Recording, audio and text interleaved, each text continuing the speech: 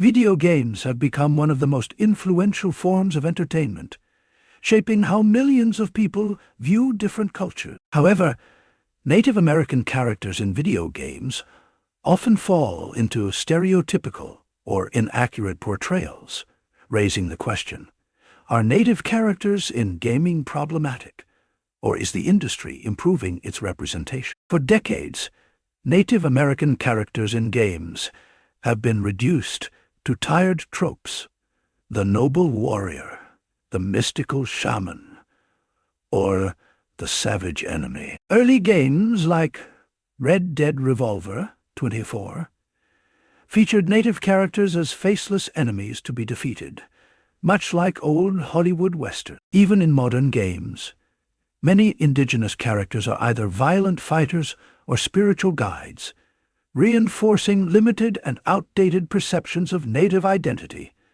One of the most infamous examples is T-Hawk from Street Fighter II, 1991. The character is a giant, muscular fighter, dressed in exaggerated indigenous attire, complete with war paint and stereotypical charm. While meant to be a tribute to Native culture, T-Hawk instead embodies Hollywood-style tokenism, using indigenous identity as a costume rather than a meaningful character trait. Even games that attempt to include Native characters in a more nuanced way still face criticism. Assassin's Creed III, 2012, introduced Raton Hake, Ton, Connor Kenway, a half-Mohawk protagonist. While the game made an effort to depict Mohawk culture and language accurately, it still relied on the stoic warrior stereotype, stripping Connor of emotional depth beyond revenge and duty. Some Native players felt that while the effort was appreciated, the execution fell into familiar patterns of romanticizing indigenous people as relics of the past.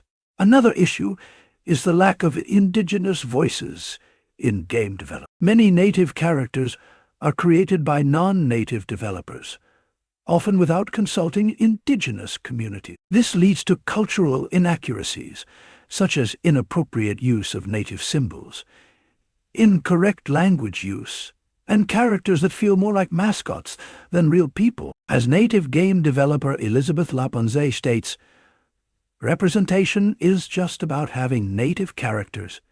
It's about having Native people telling their own stories. That said, the gaming industry is slowly improving. Indie games like Never Alone, 2014, developed in collaboration with the Inupiaq people, showcase authentic Native storytelling. Some studios are also consulting indigenous experts to ensure accuracy in their representation. So, are Native American characters in video games problematic? Yes, many still are. But progress is happening. The real question is whether the gaming industry will continue to move beyond stereotypes and start empowering Native creators to tell their own stories. What do you think? Let's continue the conversation.